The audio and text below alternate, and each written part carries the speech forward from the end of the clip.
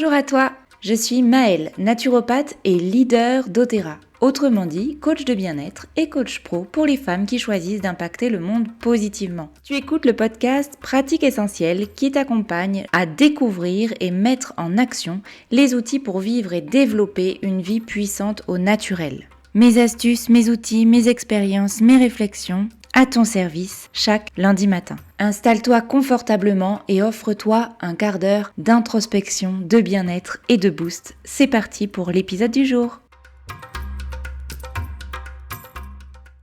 Bienvenue à toi, je suis super contente de te retrouver avec désormais un nouveau format pour le podcast Pratique Essentielle qui te permet de développer une vie puissante au naturel tous les lundis matins. Aujourd'hui, je vais essayer de développer un exercice de philo appliqué puisque dans l'épisode du jour, on va parler de la liberté et plus précisément de la liberté à l'intérieur de soi. Avant de plonger au cœur de notre sujet, je viens te reparler du programme des 12 racines du bien-être auquel tu peux accéder depuis le petit lien qui sera mis en place autour de cet épisode. Il y a vraiment un lien pour moi entre le sujet du jour qui est la liberté à l'intérieur de nous et ces 12 racines du bien-être, ces 12 points essentiels qui te permettent de nourrir, de développer et d'élever ton niveau de bien-être d'un point de vue de la naturopathie et qui viennent s'articuler autour du triangle de la santé holistique, à savoir comment est-ce que tu prends soin de ton corps, de tes émotions, de ton énergie.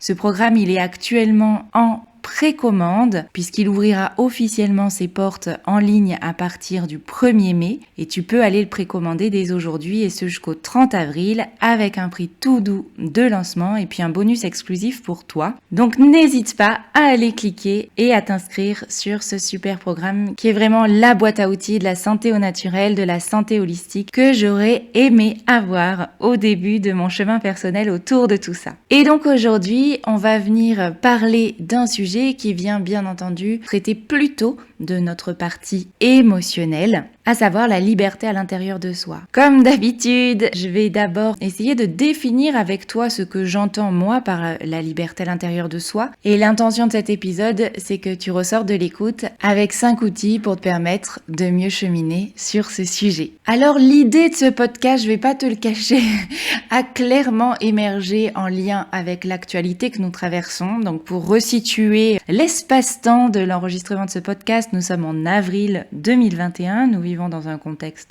très particulier et qui m'a fait réaliser que c'est quand on nous enlève un espace de liberté que l'on se rend compte qu'on l'a perdu finalement. Je sais pas si ça résonne pour toi. Et c'est donc l'occasion d'aller voir comment est-ce que on va construire, développer, nourrir sa liberté à l'intérieur de soi. C'est la liberté de vouloir une chose et pas une autre, mais c'est aussi la liberté de choisir, de décider librement et de se déterminer en toute indépendance. Un accord à passer entre soi et soi. On est bien d'accord qu'il est quasiment impossible de faire un tour exhaustif du sujet, tout simplement parce que construire sa liberté intérieure, c'est un possible chemin de toute une vie en fait. Dans cet épisode, on va aller voir que la liberté, c'est pas une absence d'obstacles ou de contraintes, mais c'est bien avant tout une construction mentale positive que tu peux t'entraîner à exercer, un endroit à partir duquel tu vas construire ta capacité à agir et à penser par toi-même. C'est ça finalement, construire sa liberté intérieure. Et donc on commence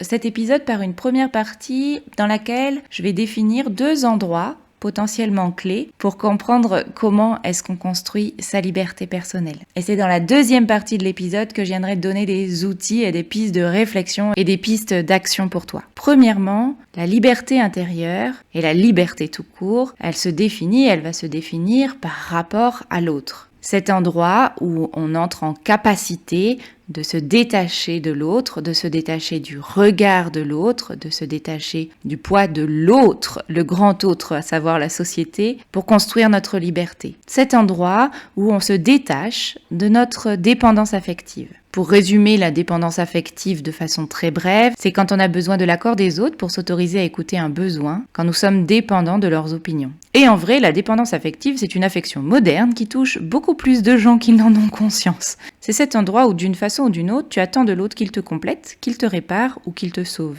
Bien sûr qu'il y a un peu de tout ça, y compris dans nos relations saines. Et par relation, j'entends tout type de relations, tes relations familiales, tes relations amicales, tes relations amoureuses. Là où ça bloque, c'est quand ça t'empêche de voler de tes propres ailes, quand toutes tes réponses passent d'abord par la validation de l'autre, etc. La liberté par rapport à l'autre, elle se construit donc dans l'indépendance affective ou la codépendance. Elle passe en premier lieu par cet endroit où tu fais descendre tes parents de leur piédestal et où vont se rejouer ensuite les nœuds de cet attachement primaire dans toutes les rencontres de ta vie. Mais c'est aussi cet endroit où potentiellement, tu l'as compris, les blessures de l'enfance peuvent amener un cheminement un peu difficile. La première fois où j'ai le mieux cerné, capté l'essence de cet endroit de liberté à construire, c'est quand j'ai lu pour la première fois La prophétie des Andes. Il y a plusieurs chapitres dans cet ouvrage qui traitent de l'enfance, de la relation aux parents, de la relation parent-enfant, et ensuite de nos relations dans nos vies d'adultes, et donc aussi dans la relation de couple. Et je trouve que le chapitre sur la relation de couple image très bien cela. Alors je vais te lire quelques extraits et je te laisse voir si ça résonne pour toi ou pas. Lorsque l'amour naît, les deux individus se donnent de l'énergie sans le savoir, et tous les deux se sentent forts et joyeux. C'est le sentiment extraordinairement intense qu'on appelle l'amour. Malheureusement, quand une personne attend que ce sentiment lui vienne d'une autre, elle se coupe totalement de l'énergie de l'univers et s'en remet de plus en plus à l'énergie qui lui vient de l'autre personne. Mais bientôt, il n'y a plus assez d'énergie à partager, aussi retombent-ils l'un et l'autre dans leur mécanisme de domination pour essayer de prendre à l'autre l'énergie restante. À ce stade, la lutte pour le pouvoir est inévitable. Le problème trouve son origine dans notre enfance. À cause de la lutte pour l'énergie, nous n'avons pas achevé un point important du processus psychologique. Nous n'avons pas réussi à intégrer notre sexe opposé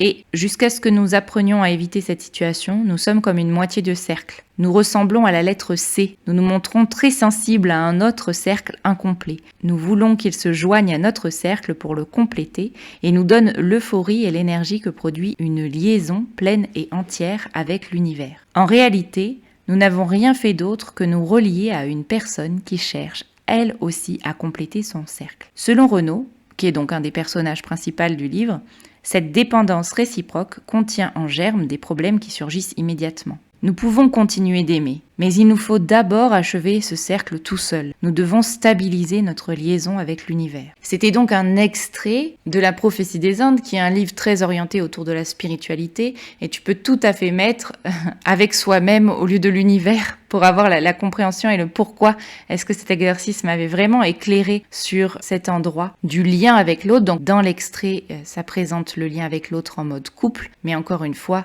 tout ça se joue à des niveaux différents dans toutes nos relations. Donc la relation à l'autre et comment est-ce qu'on attend de l'autre qu'il vienne nous compléter ou nous valider ou pas est pour moi le premier endroit de construction de notre liberté.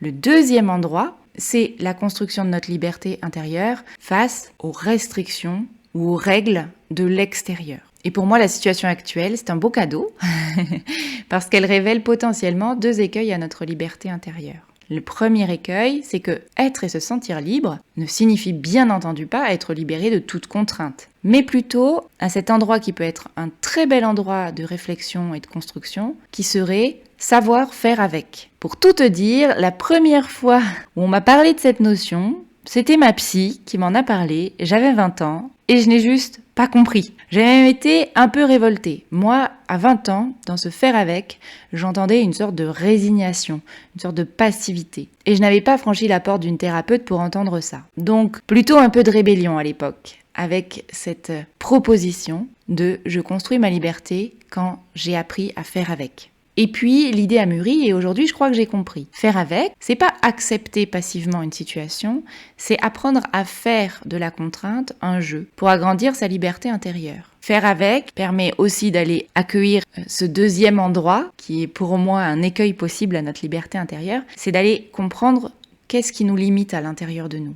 Et là vient se jouer quelque chose qui est souvent ancré dans notre enfance, mais qui est aussi ancré dans la société dans laquelle nous vivons, à savoir le rôle de la peur de la punition. Si tu as des valeurs puissantes qui s'opposent à des restrictions, tu vois émerger deux conséquences personnelles, la révolte ou la liberté. Et je ne te dis pas que les deux s'opposent, je pense même que tu peux choisir les deux.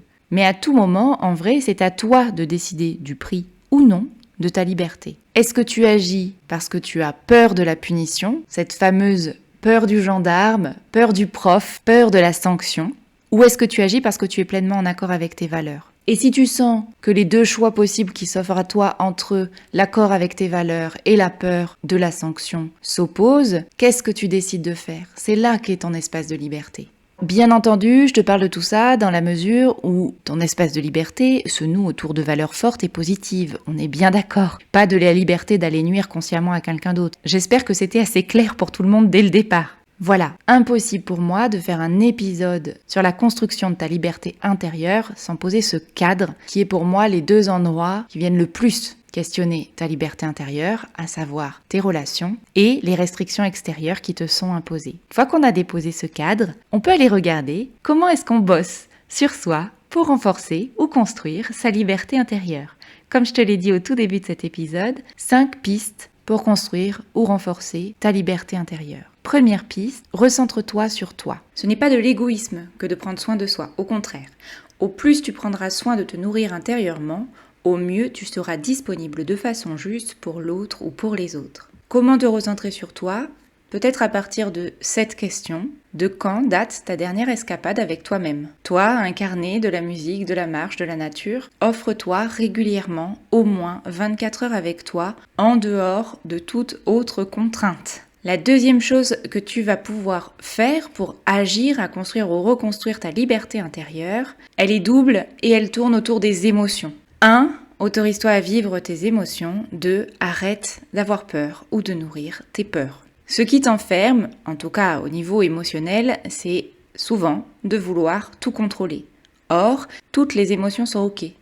C'est ok d'être triste, en colère, pas d'accord, et c'est même super sain de l'exprimer. Une émotion véritable, elle dure quelques secondes à quelques minutes. Mais on confond souvent les sentiments et les émotions. Comment tu peux faire la différence ? Comment tu peux comprendre à quel moment est-ce que c'est juste d'exprimer et à quel moment est-ce que tu es en train de nourrir des peurs ou une colère qui n'est pas juste ? Le sentiment, c'est cette émotion disproportionnée qui se nourrit lui-même, car en fait, il est plutôt un élastique d'une émotion passée non exprimée. Et parfois même, il est une collection d'élastiques. Comment tu fais pour voir clairement la différence et débloquer ce genre de situation ?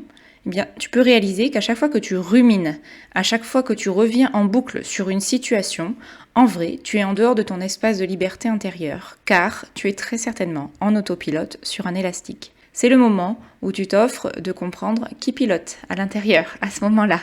Est-ce que c'est tes croyances limitantes ? Est-ce que c'est la petite fille apeurée ou révoltée en toi ? Quelle histoire a créé ce sentiment ? Alors si jamais tu es dans un moment ou un endroit où tu es beaucoup dans la rumination, beaucoup dans les peurs, peut-être beaucoup dans la colère ou beaucoup dans la tristesse, encore une fois, je ne peux que te recommander de te faire accompagner. Maintenant, il y a plein d'outils qui existent et qui sont super à utiliser en auto-coaching. Écoutez, ce podcast est un de tes outils d'auto-coaching qui est peut-être précieux. Pourquoi on en est là et qu'est-ce qui fait qu'on est très nombreux à avoir en vrai des sentiments et des élastiques ? C'est parce qu'on nous a quand même globalement appris à cacher nos émotions.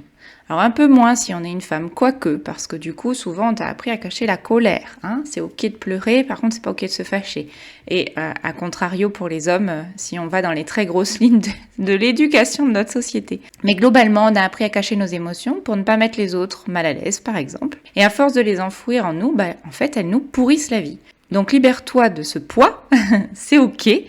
Une émotion, elle est là pour être ressentie et pour être exprimée. Alors quand on parle d'une émotion de l'instant présent qui est juste, eh bien prends soin d'exprimer ce qui ne va pas pour toi. Pour exprimer convenablement ces émotions, il existe notamment la CNV, communication non violente. Si tu ne connais pas encore cet outil et si jamais tu as envie qu'on en parle ensemble lors des épisodes du lundi, n'hésite pas à me le dire en commentaire. Et si jamais tu sens bien que, alors que tu viens d'exploser pour une chaussette qui traînait au sol, ton émotion est disproportionnée et donc elle est peut-être plus un sentiment et un élastique, à ce moment-là, n'hésite pas à prendre un papier, un crayon à écrire ce qui monte parce que à force de noter de façon un peu libre, eh bien, tu as des chances d'arriver à atteindre l'émotion originelle. À partir du moment où tu la mets en conscience, tu te libères de son poids. Premier outil, se recentrer sur soi. Deuxième outil, vivre ses émotions et arrêter de nourrir ses peurs et ses élastiques. Troisième outil, se reconnecter à l'instant présent. C'est un concept qu'on lit un petit peu à toutes les sauces. Il n'est pas du tout galvaudé, vraiment. Je t'encourage à te connecter à l'instant présent le plus souvent possible. Et personnellement, un des outils, une des astuces qui est la plus efficace pour moi dans mon quotidien, c'est vraiment d'utiliser mes 5 sens. Donc, à un moment où tu sens que tu n'es pas dans un espace de liberté intérieure, pour calmer un sentiment élastique, pour calmer un tourbillon, pour calmer, et te remettre dans cet endroit où tu vas avoir ta liberté de choix et ta liberté d'action, tu offres une pause à ton cerveau, tu regardes autour de toi, tu écoutes, tu sens, tu touches, tu peux goûter aussi. Et se reconnecter à ces 5 sens, c'est vraiment le moyen le plus efficace, immédiat, qui te remet ici et maintenant. Et la respiration consciente peut être le deuxième outil que j'utilise le plus souvent par rapport à ça. Après ce 3e point, se reconnecter à l'instant présent, on en arrive au 4e outil pour gagner en espace de liberté intérieure. Organise-toi. Un agenda bien utilisé, des routines et des rituels sont un des chemins parmi les plus précieux à expérimenter pour gagner en liberté intérieure. On se libère de la charge mentale quand on s'organise et la charge mentale est un empêcheur de liberté intérieure. Tu peux profiter d'un moment où tu vas faire un focus pour t'organiser mieux, pour planifier certaines choses, pour venir questionner les fameux « je dois »,« il faut que », en vérifiant si à chaque fois que tu vas les déposer dans ton agenda et dans ton planning, s'ils correspondent à « j'ai envie »,« je veux ». Parce qu'en vrai, une partie de nos contraintes sont dictées par les conventions, le regard des autres, la famille, et l'exercice de s'offrir, de sortir de l'obligation est en vrai toujours précieux à faire dans le chemin de la liberté intérieure. Moi, la meilleure question que j'aime me poser, c'est est-ce que ça me fait oui ou est-ce que ça me fait non ? Et juste de se poser cette question, ça va permettre que tu vas faire les choses avec conscience et donc avec liberté. Parce que parfois, choisir de faire quand même quelque chose qui nous fait non mais qui a de bonnes raisons d'être, c'est aussi une expression consciente de sa liberté. Mais du coup, tu ne mettras pas du tout la même énergie à aller faire cette chose qui te fait non, mais que tu choisis consciemment de faire parce que ça va faire plaisir à et que tu as envie de faire plaisir à, tu le vivras pas du tout de la même façon que si tu y vas en te disant il faut que. Je sais pas si ça résonne pour toi, viens me dire encore une fois si les conseils que je te donne dans cet épisode t'inspirent et te font des déclics positifs pour venir construire ta liberté. Nous venons de voir 4 outils. Le 5e, ça va être le focus, aromathérapie émotionnelle et énergétique. Il y en a plein des huiles essentielles qui permettent de travailler autour de ce sujet de la liberté intérieure. J'en ai sélectionné 5 pour toi, je te les présente rapidement et je t'ai préparé une petite feuille que tu peux télécharger avec un peu plus de détails sur ces huiles et puis si ça t'intéresse de les commander, de savoir comment tu peux faire. Donc n'hésite pas à télécharger, tu verras les rituels en détail dans cette feuille pratique associée au podcast. La première huile essentielle, c'est l'huile essentielle de géranium, qui est l'huile essentielle de l'équilibre intérieur, à utiliser si et quand tu te sens envahi par tes émotions. Cette huile essentielle de géranium, elle est liée au chakra du cœur et elle te permet de travailler sur l'amour de soi. La deuxième huile essentielle dont je te parle dans ce document, c'est l'huile essentielle de cyprès, l'huile essentielle du flow, la libératrice émotionnelle, qui te guide donc pour accepter ce qui est. C'est une huile qui va te permettre de faciliter les transitions, les deuils et les moments de changement. Et elle te permet de t'autoriser à vivre pleinement tes émotions. La troisième huile dont je te parle dans le document, c'est l'huile essentielle de lemongrass. C'est l'huile de la purification. Elle est parfaite si tu sens que tu as besoin de couper ce qui ne te fait plus oui. Elle te permet de clarifier en toi et elle te permet de créer l'espace nécessaire au renouveau. La quatrième huile essentielle dont je te parle dans ce mini-guide qui est à ta disposition autour du podcast, c'est l'huile essentielle de petit grain, qui fait partie de mes huiles essentielles préférées et c'est l'huile essentielle des fondations. Construire tes nouvelles perspectives sur de solides fondations connectées au cœur de ta vérité intérieure. Petit grain sera ton plus solide atout positif pour ça. Et la dernière qui fait aussi partie de mon top, alors là de mon top 3, c'est l'huile essentielle de copaïba, une huile essentielle de résine qui est l'huile de la connaissance de soi. Si tu souhaites te reconnecter à toi, loin du regard des autres, des attentes et de tes croyances limitantes, alors connecte-toi à cette huile. Copaïba, puissante médecine des Amazones, te ramène ici et maintenant à l'intérieur de ta vérité intérieure. J'espère de tout cœur que cet épisode au cœur de la liberté intérieure t'aura permis, d'y voir plus clair sur cette notion de liberté intérieure, puis de trouver des outils parmi les 5 outils que je t'ai proposés. Je t'invite donc dès maintenant à aller télécharger le petit guide support que je te propose pour toi qui es intéressé pour associer le travail que tu peux faire au niveau émotionnel et énergétique et avec l'aromathérapie. C'est gratuit et c'est disponible en dessous de l'épisode. Si tu souhaites avoir une plus grande conscience de ce que c'est que la santé holistique, si tu souhaites être guidé pour implémenter petit à petit toutes les étapes qui te permettent de connaître et de vivre la prévention santé au naturel de façon personnalisée, complète et dynamique, je t'invite à t'inscrire pendant qu'il est encore à prix tout doux d'ici au 30 avril au programme des 12 racines du bien-être. Je te souhaite une excellente journée et je te dis à lundi prochain.